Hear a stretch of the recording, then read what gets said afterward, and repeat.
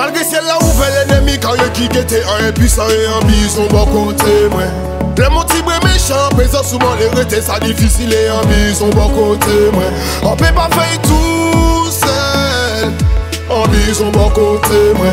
On peut pas faire tout seul. C'est où je mets la vérité.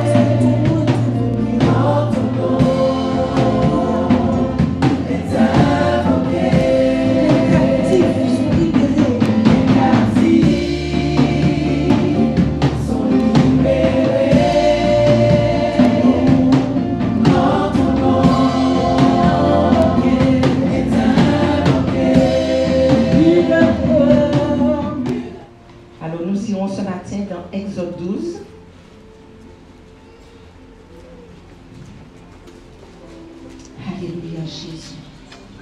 Nous avons un grand Dieu. Ne minimisons pas notre Dieu.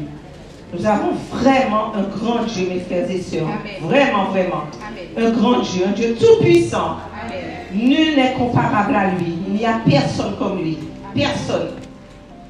Nous lirons à partir du verset 22. La sœur Sabine, Exode 12, à partir du verset 22.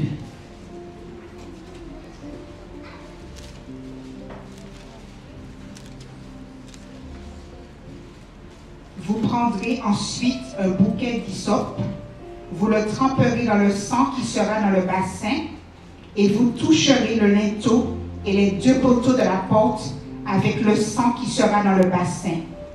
Nul de vous ne sortira de sa maison jusqu'au matin, quand l'Éternel passera pour frapper l'Égypte et verra le sang sur le linteau et sur les deux poteaux. L'Éternel passera par-dessus la porte. Et il ne permettra pas aux destructeurs d'entrer dans vos maisons pour frapper. Amen. Amen. Amen, amen. Donc c'est l'Éternel qui a parlé à Moïse. Et l'Éternel a dit à Moïse ce qu'il fallait faire pour être protégé des plaies qui allaient tomber sur les Égyptiens.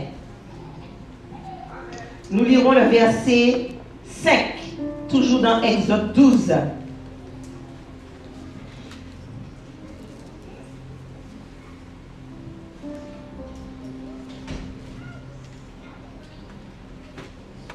Verset 5. Ce sera un agneau sans défaut, mâle, âgé d'1 an.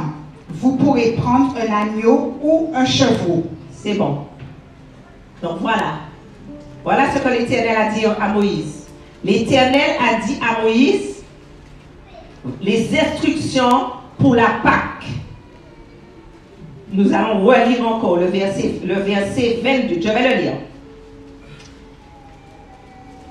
De mettre ce sang sur le linteau et sur les deux montants de leurs portes pour les protéger de l'action de l'ange exterminateur.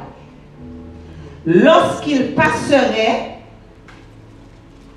voyant le sang sur les linteaux et les montants des portes, il ne frapperait pas.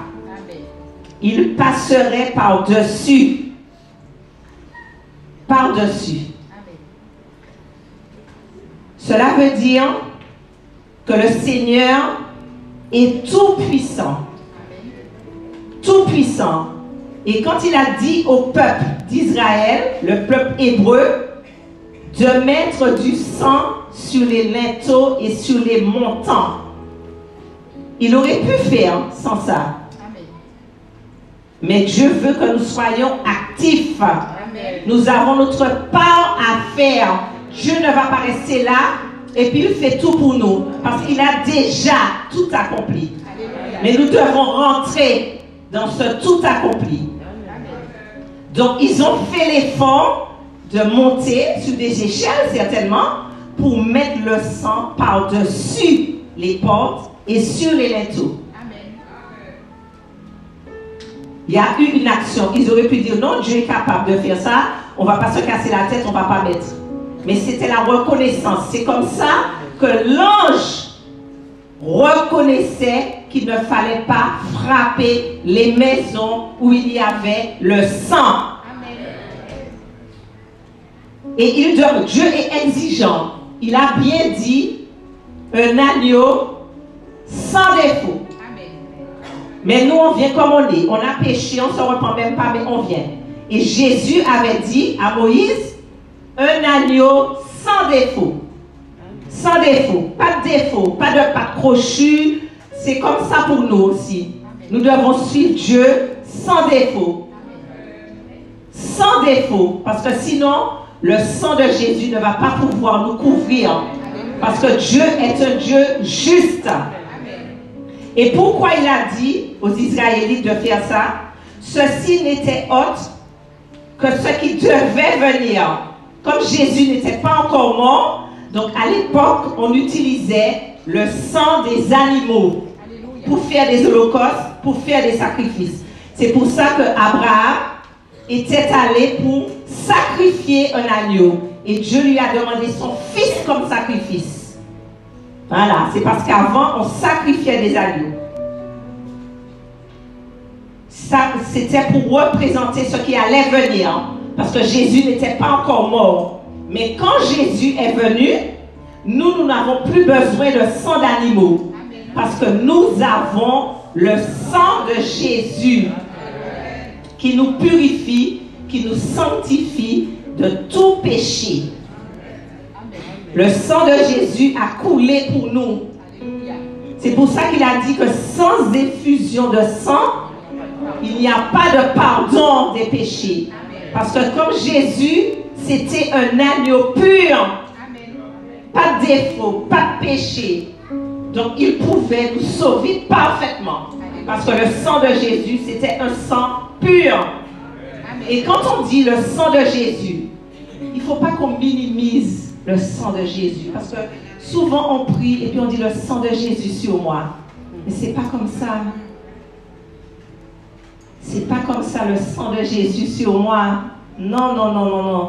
Le sang de Jésus a trop de valeur pour qu'on puisse dire le sang de Jésus. Même quand on prend la Sainte Seine, quand on boit la coupe, il faut vraiment qu'on se dise que c'est le sang de Jésus qu'on boit. On ne boit pas du vin, mais on boit le sang de Jésus. Et il y a une puissance dans le sang de Jésus. Ce n'est pas n'importe quel sang, le sang de Jésus. Le sang de Jésus a coulé pour nous. Jésus a souffert. Il y a eu quelque chose de fort dans le sang de Jésus. Et quand les Israélites, ils ont mis le sang sur les portes, en haut de la porte et sur les linteaux, ils ont fait un acte de foi. Parce qu'ils étaient sûrs, quand Moïse leur a dit de faire ça, Moïse leur a dit que l'ange de la mort va épargner toutes les portes où il y aura le sang de Jésus. Et ils ont cru. Et ils ont agi. Ils ont mis le sang. Et quand l'ange de la mort est passé, il est passé par-dessus. Et si vous lisez, si on lit bien tout, Jésus a frappé, Dieu a frappé tous les nouveaux-nés de l'Égypte. Les premiers-nés, tous, même si tu avais 80 ans et tu étais le premier-né d'une famille, tu meurs. Tu meurs, tous les premiers-nés. Et il a frappé fort, parce que ce n'était pas seulement les hommes, mais même les animaux. Ils sont morts. Tous morts. Parce que Pharaon résistait à Dieu. Il y avait déjà eu plusieurs plaies. Mais Pharaon résistait. Et quand Dieu a frappé tous les premiers-nés, il a frappé le premier-né de Pharaon. Et là, il a frappé fort. Et c'est comme ça que nous sommes. Des fois, on a des petites épreuves. Mais on n'entend pas. On ne comprend pas.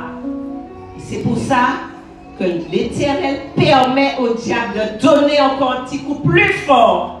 Et moins tu vas comprendre, plus ça va s'accentuer sur toi.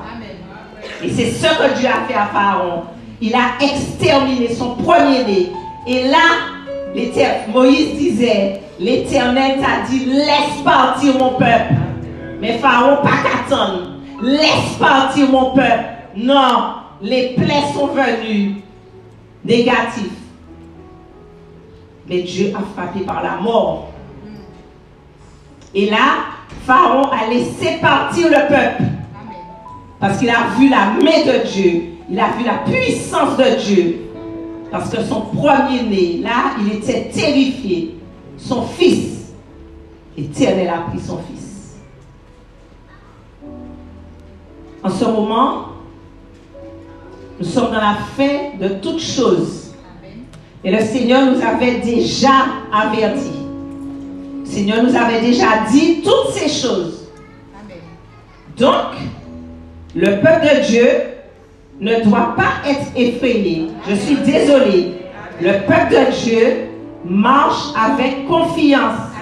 Parce que nous avons un grand Dieu. Un Dieu tout-puissant. Si le sang de l'agneau a protégé les enfants d'Israël de l'ange de la mort, le sang de Jésus, qu'est-ce que le sang de Jésus ne peut pas faire pour nous? Parce que Dieu est tout puissant et c'est ce qu'il veut qu'il fait. C'est ce qu'il veut qu'il fait. Il est capable de nous protéger. Quand tous les matins, vous partez de chez vous et que vous dites le sang de Jésus sur moi, le sang de Jésus sur la route, le sang de Jésus, alors vous ne croyez pas ce que vous dites alors. Si vous dites ça, c'est parce que vous croyez en la puissance du sang de Jésus. Voilà, moi quand je dis ça, c'est avec une ferme assurance. Et non seulement je le dis, mais je le proclame et je vis comme si c'est fait. C'est fait.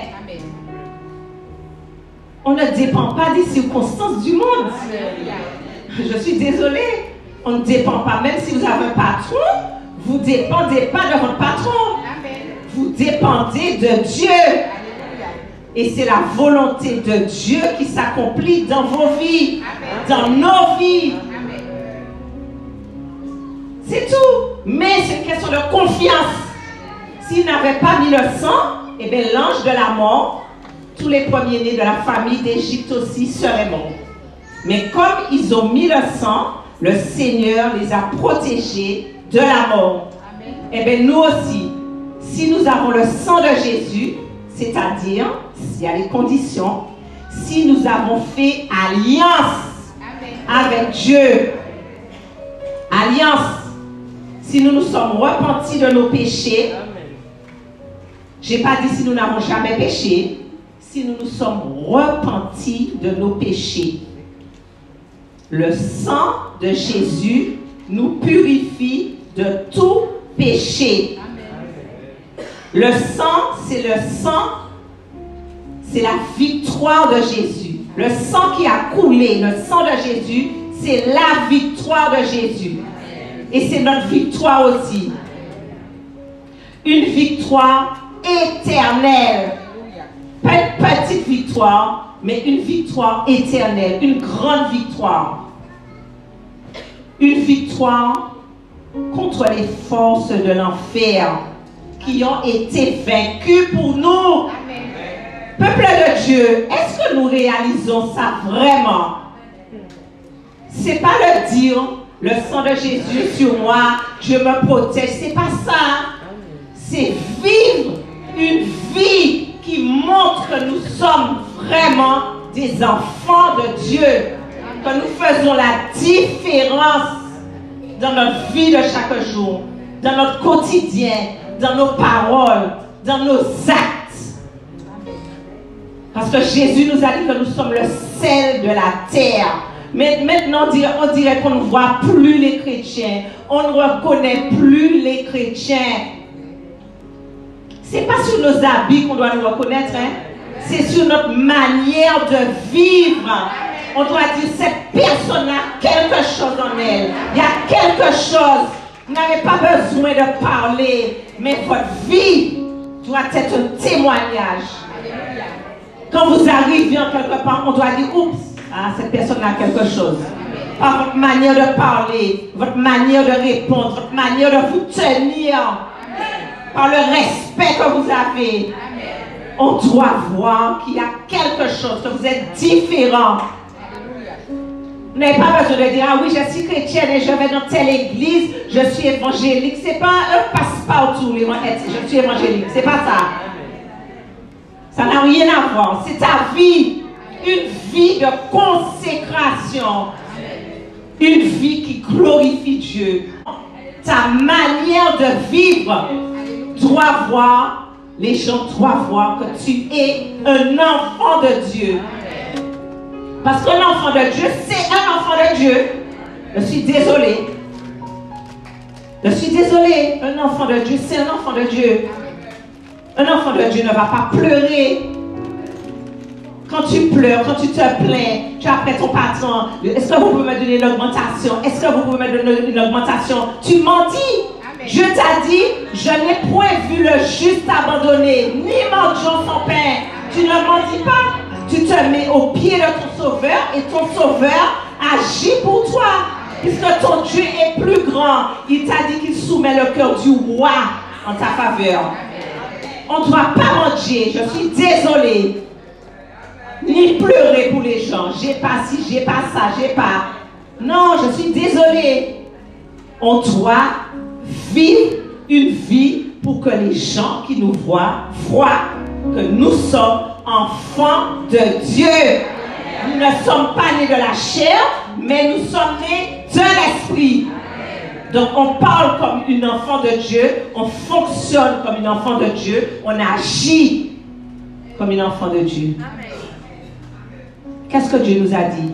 C'est à l'amour que vous aurez les uns pour les autres que l'on reconnaîtra que vous êtes enfants de Dieu. Mais nous n'avons même pas d'amour entre nous-mêmes. Alors comment on pourra donner de l'amour au monde? On ne pourra pas.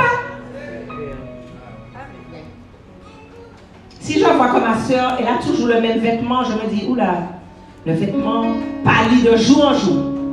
Je dis, oups, ça y a un problème. Ah oui, là, elle a toujours le même vêtement, le vêtement devient de plus en plus pâle, et bien, elle ne doit pas avoir. On doit être attentif. On doit regarder, on doit veiller les uns sur les autres. C'est ce que le Seigneur nous dit. Parce que des fois, on voit, on est là, mais on est comme tout le monde, quoi. On est agité, on est comme marde, quoi. On est en train de faire ci, faire ça, faire ci, faire ça, et on ne voit même pas l'essentiel. Mais Dieu veut nous interpeller. Dieu veut que nous soyons attentifs. Comme Jésus était attentif aux autres. Il était attentif. Il voyait les besoins des autres. Et bien nous aussi, nous devons voir les besoins des autres.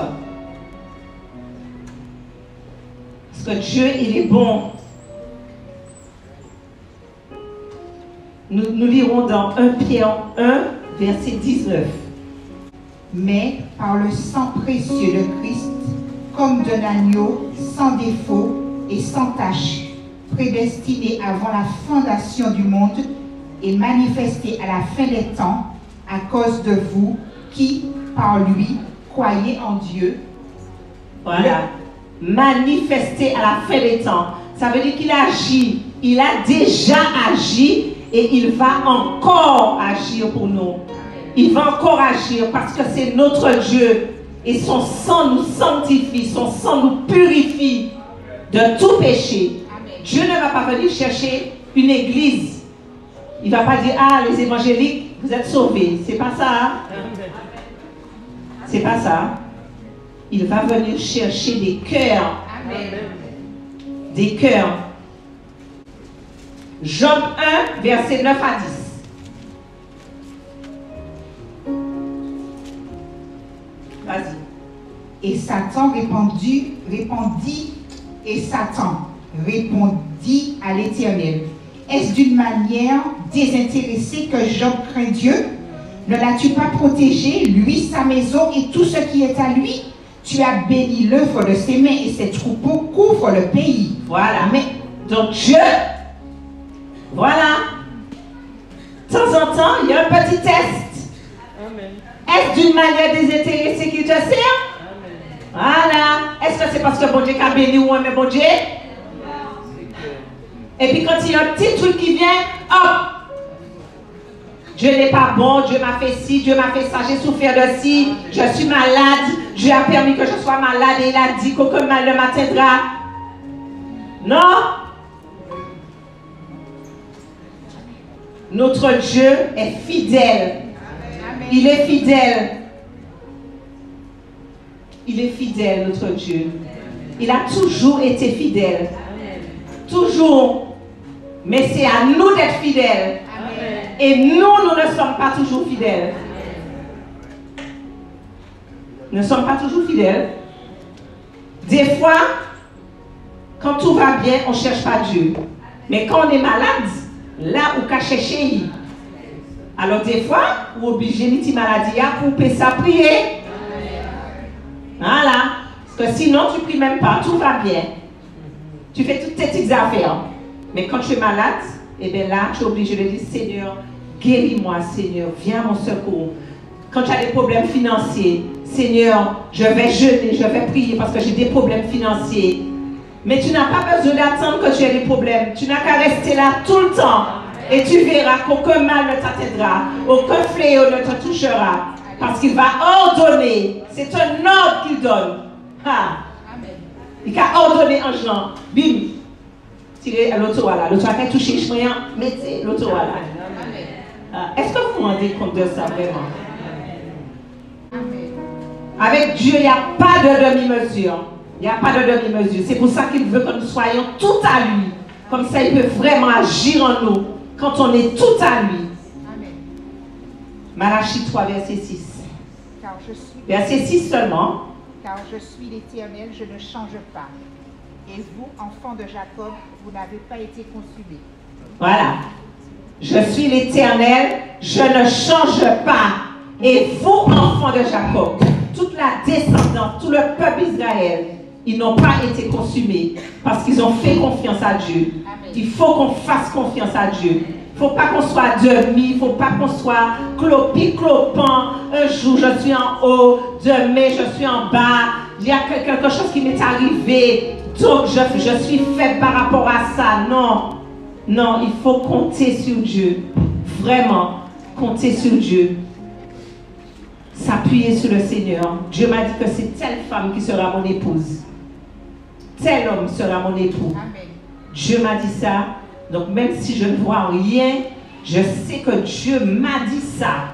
Et Dieu n'est pas l'homme pour mentir, ni le fils de l'homme pour se repentir. Amen. Mais il est le Dieu Tout-Puissant. Et ce que sa bouche a dit, sa main l'accomplira. Je n'ai pas de maison, je n'ai pas de voiture, mais Dieu a dit, ceux qui se confient en l'Éternel ne seront jamais confus. Ils n'éprouveront pas la disette. Donc je ne regarde pas à ce que je vis, mais je sais que mon Dieu m'a dit que je n'éprouverai point la disette. Alléluia. Dieu aime ses enfants. Dieu aime celui qui se confie en lui. Dieu aime ça. Il aime ça. Il se sent vraiment réjoui quand il voit que tu lui fais confiance. Amen. Je cherche du travail, Seigneur. J'arrive sur le dernier mois. Il faut que je travaille, Seigneur. Mais tu as dit, papa, je te fais confiance, Seigneur. Je ne regarde pas la situation. Je ne regarde pas ce que je vois. Je ne regarde pas ce qui m'entoure. Mais je sais que mon Dieu est vivant et qu'il se lèvera le dernier. Et quand tu fais ça, tu lui fais confiance, il t'honore. Parce qu'il a dit qu'il honore celui qui l'honore. Et quand tu fais ça, tu honores ton Dieu. Tu honores ton Dieu. Tu fais confiance à ton Dieu. Il faut vraiment, je ne sais pas comment vous expliquer ça, il faut vraiment faire confiance à Dieu, mais d'une manière totale. Et c'est comme ça qu'on sera protégé de toutes les maladies, de tout ce qui viendra. Parce qu'il y a encore des choses. Jésus est le même hier, aujourd'hui et éternellement. Il n'a pas changé. S'il était capable de protéger son peuple de tous les fléaux, de la mort, il est capable de te protéger. Il est capable de te protéger si tu lui fais confiance. Il y a des conditions avec Dieu. Si tu marches dans la droiture, si tu observes les commandements de l'Éternel, si l'Éternel marche devant toi, il est ton Dieu. Il est tout puissant. Il nous a promis la protection. 1 Jean 3, verset 22. Quoi que ce soit que nous demandions, nous le recevons de lui, parce que nous gardons ses commandements et que nous faisons ce qui lui est agréable. Voilà. Tout simplement, quand ton enfant est gentil avec toi, qu'est-ce que tu peux lui refuser? Rien. Tu peux rien refuser à ton enfant, parce que ton enfant est gentil avec toi, mais c'est pareil. Amen. Voilà. Quoi que ce soit que nous demandions, nous le recevons de lui, parce que nous gardons ses commandements et que nous faisons ce qui lui est agréable. Amen. Voilà, il y a des conditions. C'est pas une fois sauvé, je fais ce que je veux et puis je suis sauvé. Au fait, levez les mains, les derniers baptêmes. Qui a été baptisé dernièrement et qui est là? Je ne vois plus les nouveaux, les derniers baptisés. 2 personnes, 3. Et il y en avait combien? Voilà. Ça vous prouve que le peuple de Dieu se refroidit. Pas que je suis venu chercher quelque chose dans la maison de l'Éternel. Et puis quand j'ai obtenu, je pars, je pense que le baptême, je suis sauvé pour toujours. Non. Ceux qui obéissent, qui gardent les commandements et qui sont agréables. C'est pas moi qui le dis, c'est la parole de Dieu qui le dit. C'est pas une fois sauvé, toujours sauvé. 1 Jean 5, verset 14.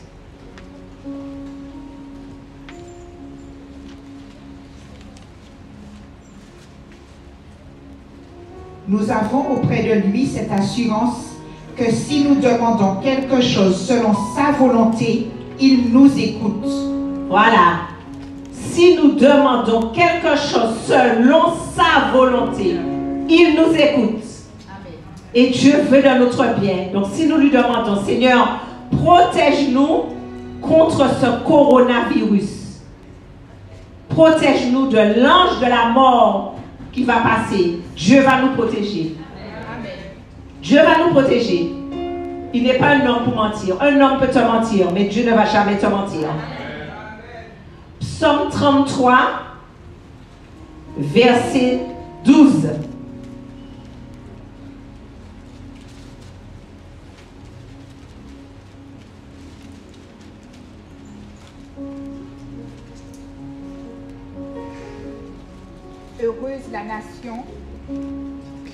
Heureuse la nation dont l'Éternel est le Dieu. Heureux le peuple qu'il choisit pour son héritage. Voilà. L'Éternel regarde du haut des cieux. Il voit tous les fils de l'homme. Du lieu de sa demeure, il observe tous les habitants de la terre. Il t'observe. Il t'observe. Il t'observe. Il t'observe. Il t'observe. Il observe. Il nous observe. Il voit si nous venons demander. Que demander? Tu es un distributeur, je mets ma carte, tu distribues. Il voit si c'est ça. Ou si on le cherche tous les jours, dans l'abondance comme dans la pauvreté. On le cherche. Tous les jours, je te cherche, Seigneur. J'ai, je te cherche. J'ai pas, je te cherche. J'ai, merci Seigneur. J'ai pas, gloire à Dieu. Gloire à toi Seigneur. Parce que tu m'as dit que tu pourvoiras à tous mes besoins. La prière fervente du juste a une grande efficacité. Alors prions, prions pour nos familles, prions pour nos pères, prions pour nos mères, prions pour les rétrogrades. Prions, ne nous lassons pas de prier, puisqu'ils ne voient pas qu'ils vont tomber dans un précipice, mais nous on voit qu'ils vont tomber dans ce précipice. Alors prions pour eux, prions pour que Dieu puisse les sauver, s'ils le veulent bien, parce que Dieu voulait sauver la femme de Lot, mais son cœur était attaché. Et quand, même si Dieu veut sauver nos familles, si leur cœur est attaché au monde, Dieu ne pourra pas, parce qu'il y a un acte qu'on doit faire. Comme les enfants qui ont mis le sang, et bien nous aussi, on doit se couvrir du sang de Jésus pour être protégés, pour rentrer à Canaan, pour rentrer à la terre promise. Il y a quelque chose que l'on doit faire. Ta famille doit voir que tu as changé. Ton père doit voir que tu as changé. Il doit voir qu'il y a un changement en toi. Tu n'as pas besoin de courir et dire, je suis rentré, comme les gens disent, dans une religion. On n'est pas rentré dans une religion. On a fait la connaissance de l'homme de Galilée, de Jésus-Christ de Nazareth. On a fait sa connaissance et on ne le connaît plus de l'oreille, mais on le connaît parce qu'on a une relation avec lui. Mon oreille avait entendu de toi. Ça, c'est ce qu'on entend, ce qu'on nous dit. Mais mes yeux t'ont vu parce qu'on a cette relation, parce qu'on est rentré dans quelque chose de nouveau avec le Seigneur, parce qu'on a fait une alliance avec lui, parce qu'on est rentré dans le sang de Jésus. Et là, nous sommes couverts.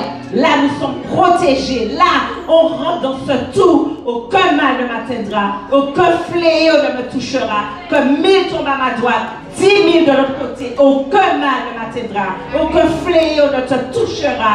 Parce que l'ange de l'Éternel campe autour de ceux qui le craignent. Et il les arrache du danger.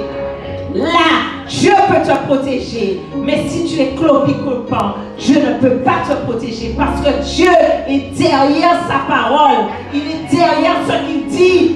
Si tu dis à ton enfant, si tu avances, tu vas tomber dans le trou. Et que ton enfant avance, il va vraiment tomber dans le trou. La Bible nous enseigne. La Bible nous dit comment ne pas tomber dans le trou. Mais si nous n'écoutons pas, nous tombons dans le trou. Et là, Dieu ne peut rien faire pour nous parce que nous avons notre propre volonté.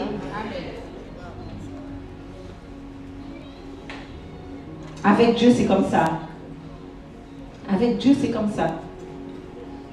Si tu sépares, il m'avait dit, si tu sépares ce qui est vil de ce qui est précieux, ma bouche sera ta bouche. Si il y a des conditions avec Dieu, on ne peut pas rentrer dans le sanctuaire n'importe comment. C'est pour ça qu'il nous a dit qu'il faut qu'on ait des robes blanches, sans taches, sans rides. C'est parce que les taches et les rides, c'est le péché. Et Dieu veut que nous ayons des robes blanches, sans rides, sans taches. Et là, nous pouvons rentrer à la salle de noces.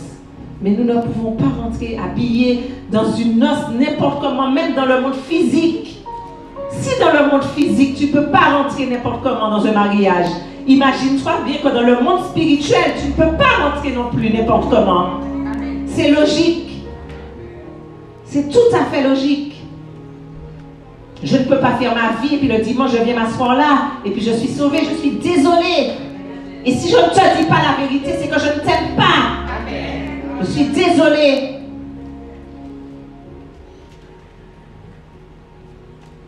Il faut qu'on prenne conscience de ça. Il faut qu'on prenne conscience que Dieu, c'est un Dieu saint. Saint, saint, saint, le Seigneur, le Dieu Tout-Puissant. Tout est blanc, tout est lumière. Dieu est saint. Je ne peux pas s'approcher de lui n'importe comment. Je ne peux pas faire n'importe quoi. Parce que je suis chrétienne. Je suis enfant de Dieu. Je ne peux pas me comporter n'importe comment. Je ne peux pas dire n'importe quoi. Je ne peux pas fréquenter n'importe qui. Nous devons être comme Jésus. Tout un de cœur. Et là, Dieu peut nous protéger. Il peut agir pour nous. Parce qu'il reconnaît en nous, ses enfants, pas par une étiquette évangélique, hein, par un comportement de vie. Et là, il peut nous protéger.